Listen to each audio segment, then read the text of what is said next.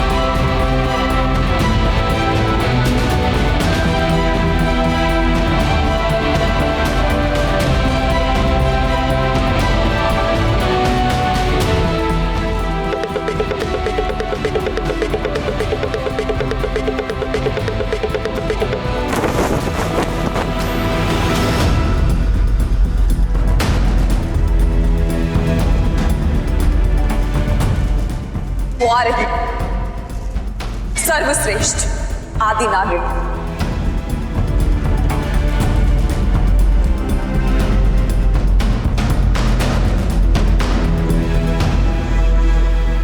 मैं तुम तीनों से अति प्रसन्न हूं। यद्यपि मुझे आभास है कि तुम तीनों की क्या इच्छा है, किंतु ये मंदिर यूं ही रहस्य में नहीं कहलाता।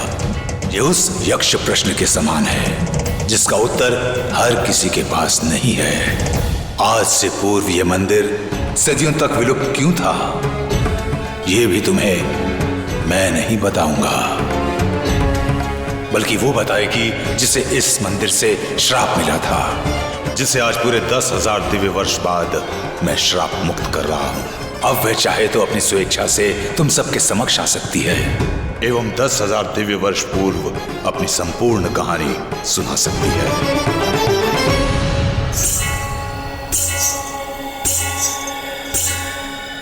किंतु ऐसा करने से पूर्व सर्वश्रेष्ठ आदि नागिन ये जान ले कि यदि वह तुमको अपनी आप बीती सुनाती है एवं इस लड़के के प्राण बचाने का निर्णय लेती है तो उसका भूतकाल उसका वर्तमान बन जाएगा।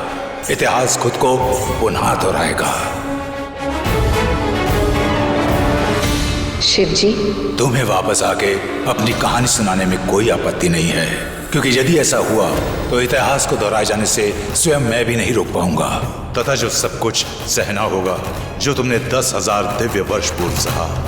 समझ गई। पर अगर मैं इस नागिन को अपनी पूरी कहानी सुनाती हूँ तो क्या इसके प्यार को जीवनदान मिल जाएगा?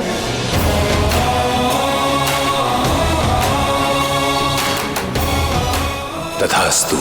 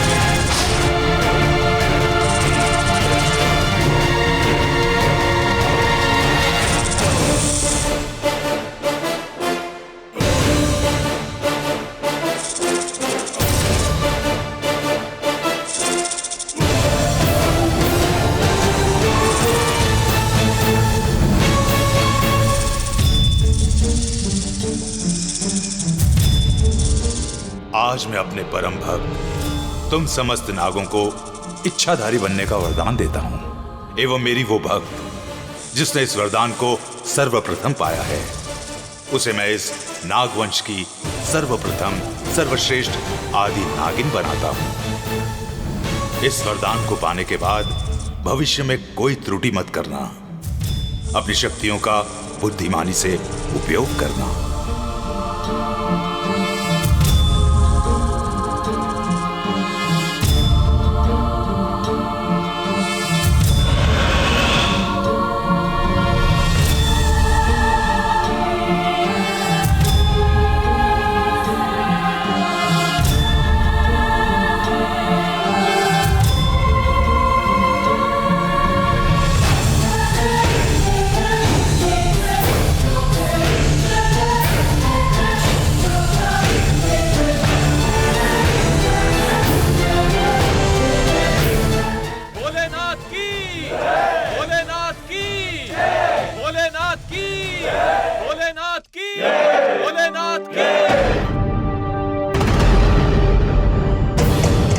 जय हो महादेव की। इसका अर्थ है तुम सबको महादेव का आशीर्वाद मिल गया।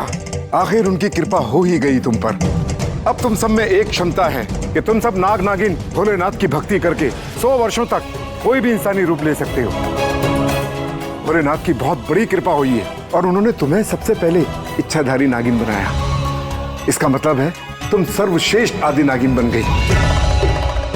जय भोलेनाथ, जय भोलेनाथ, जय भोलेनाथ, जय भोलेनाथ।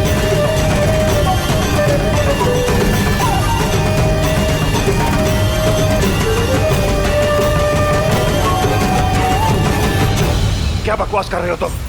6 चील मारे गए। उन नागों की इतनी हिम्मत। मेरा बेटा कहाँ है? आकेश कहाँ है? आकेश! आकेश!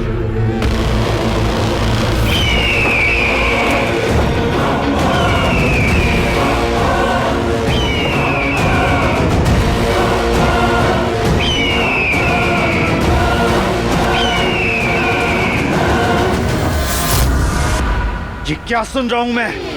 हमारे 6 चील मारे गए। हाँ, उन नागों के हाथों, उस शिव मंदिर में। लेकिन हुआ क्या था वहां? मेरे आदेश पर नागमणि लूटने गए थे। जनागोरी हम पर हमला कर दिया। हमारे 6 साल।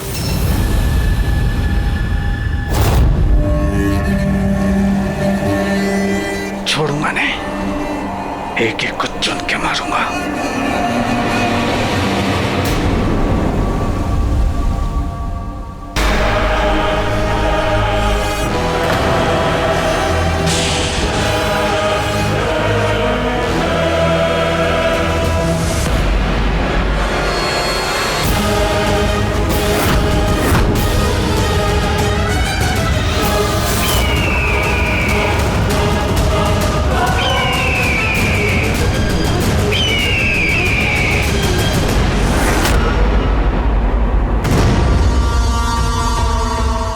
नहीं आकेश, नहीं आकेश, तुम वहां नहीं जाओगे। हम कोई ना कोई रास्ता ढूंढ लेंगे। तुम कहीं नहीं जाओगे।